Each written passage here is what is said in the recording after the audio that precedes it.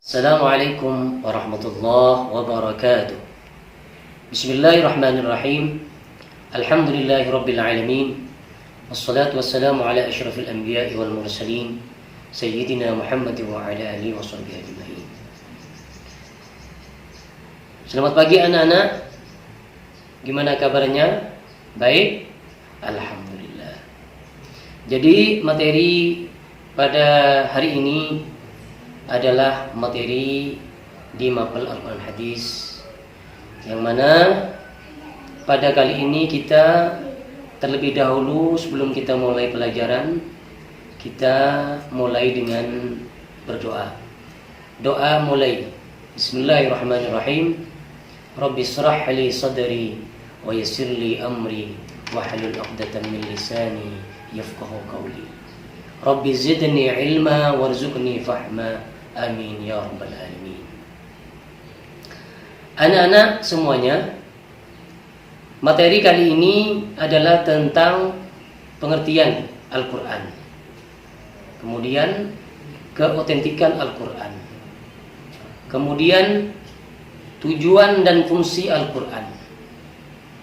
Kemudian materi kali ini tentang pengertian hadis, pengertian sunnah, pengertian khabar, kemudian pengertian athar. Jadi kita awali pertama penjelasan tentang pengertian Al-Quran hadis. Pengertian Al-Quran, kata Quran adalah bentuk masdar dari kata kerja fi'il. Qara'ah artinya membaca. Dengan perubahan bentuk kata atau tasrif, qara'a yaqra'u Qur'anan, dari tasrif tersebut kata Qur'anan artinya bacaan yang bermakna isim maf'ul, atau makru artinya yang dibaca.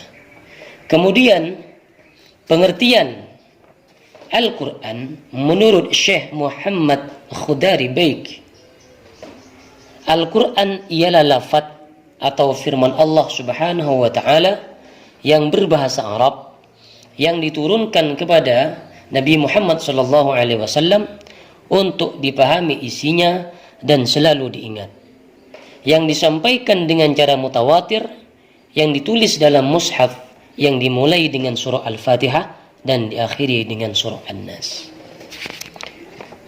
Kemudian nama-nama Al-Quran, di antaranya Al-Quran, kemudian Al-Kitab, Al-Furqan, Al-Dzikr, kemudian At-Tanzil. Inilah berupa nama-nama Al-Quran. Kemudian dari pengertian barusan, pengertian Al-Quran, kita memahami tentang keotentikan Al-Quran. Keotentikan Al-Quran, yang pertama, Al-Quran merupakan mukjizat. Artinya mukjizat melemahkan atau mengalahkan lawan. Atau mukjizat juga diartikan sebagai sesuatu yang menyalahi tradisi atau kebiasaan, atau sesuatu yang luar biasa. Itu adalah mukjizat Al-Quran.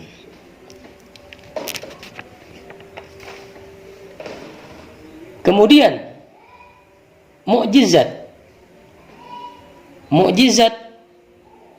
diletakkan dalam arti yang luas, maka mukjizat dibagi menjadi dua bagian atau memiliki dua konotasi.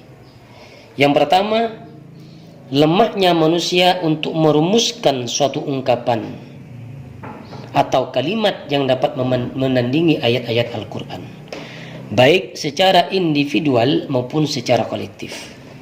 Kemudian yang kedua, mempunyai sifat menentang manusia dan jin untuk membuat semacam Al-Quran. Ini adalah i'jaz atau mukjizat Al-Quran.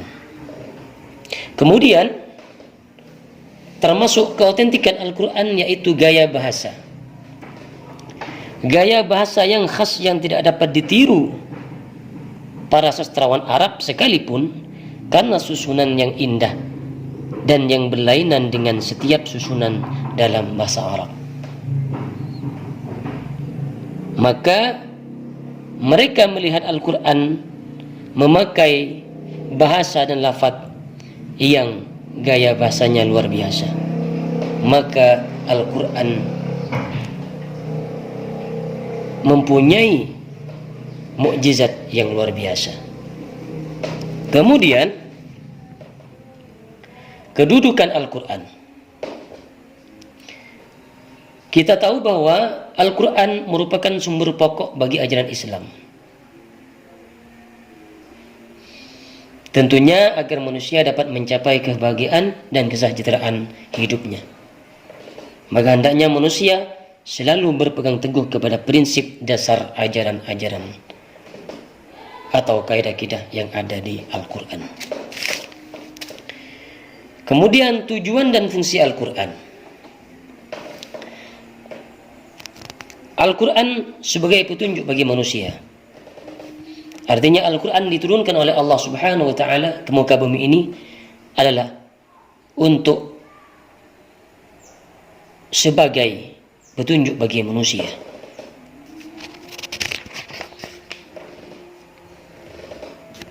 Kemudian Al-Quran sebagai sumber pokok ajaran Islam. Karena salah satu fungsi pentingnya Al-Quran adalah sebagai sumber pokok ajaran Islam. Kemudian materi selanjutnya adalah materi tentang pengertian hadis, pengertian sunnah, pengertian khabar, dan pengertian athar. Kita awali dari pengertian hadis. Hadis mempunyai beberapa arti yang baru atau jadid, yang dekat, qarib, dan berita atau khabar. Sedangkan hadis secara istilah atau terminologi adalah ucapan Nabi sallallahu alaihi wasallam, segala perbuatan serta keadaan atau perilaku beliau. Itu adalah pengertian hadis secara etimologi dan terminologi. Kemudian pengertian sunnah. Menurut bahasa, kata sunnah merupakan derivasi dari kata sanna yasunnu, sunnatan. Kata itu berarti cara atau jalan yang ditempuh, atau tradisi atau adat kebiasaan atau ketetapan. Itu adalah pengertian sunnah. Dalam Al-Quran, kata sunnah mengacu pada arti ketetapan atau hukum Allah Subhanahu wa Ta'ala. Seperti yang terkandung dalam Al-Quran surah Al-Isra ayat 77. Kemudian pengertian khabar. Khabar menurut bahasa berarti berita yang disampaikan dari seseorang kepada seseorang. Adapun pengertian khabar menurut istilah ahli hadis, yaitu segala sesuatu yang disandarkan atau berasal dari Nabi sallallahu alaihi wasallam atau dari yang selain Nabi sallallahu alaihi wasallam. Itu adalah pengertian khabar. Kemudian pengertian athar. Menurut bahasa, athar artinya bekasan sesuatu atau sisa sesuatu. Sebagian ulama mengatakan bahwa asar lebih umum daripada khabar, yaitu bahwa asar berlaku bagi segala sesuatu yang datang dari Nabi Muhammad SAW maupun dari selain Nabi SAW. Sedangkan kalau khabar khusus bagi segala sesuatu yang datang dari Nabi SAW saja. Adapun para fuqaha memakai istilah athar untuk perkataan ulama salaf, sahabat, tabi'in dan lain sebagainya. Itulah merupakan rangkaian mata pelajaran kita kali ini tentang pengertian hadis, pengertian